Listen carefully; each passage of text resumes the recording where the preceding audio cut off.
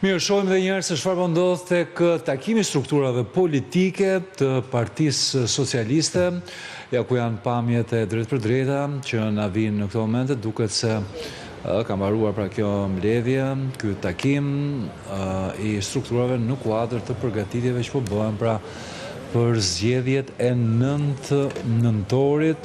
Ka patur një pranit deputetëve, por edhe ish deputet, pranishëm kryeministri Edi Rama, padyshim, ne kemi parë edhe përmes pamjeve, ka qenë kryetari i kuvendit zoti Niko Peleshi, Elisa Spiropali, pranishëm gjithashtu. Ndërkohë, pak detaje ka akoma lidhur me atë që ka ndodhur apo porositë që mund të jenë lënë, por mbase do të mësohen në orët në vijim.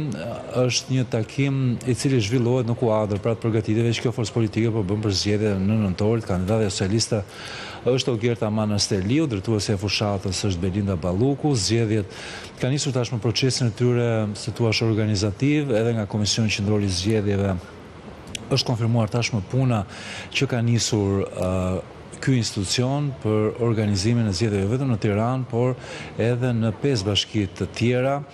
Janë zgjedhje të pjesshme, një fushatë zgjedhore e cila do të zgjas vetëm 7 ditë, pra dhe do të kulmojë me zgjedhje të cilat do të mbahen në datën 9 nëntor. Dihet pak rreth formatit që forcat politike do të përdorin në këto fushatë elektorale apo mënyrën se si do të shkojnë tek zgjedhësit, aq më tepër kur nga opozita ende nuk është zyrtarizuar emri, vijojnë negociatat pra me aleatët për të zhvilluar këto zgjedhje.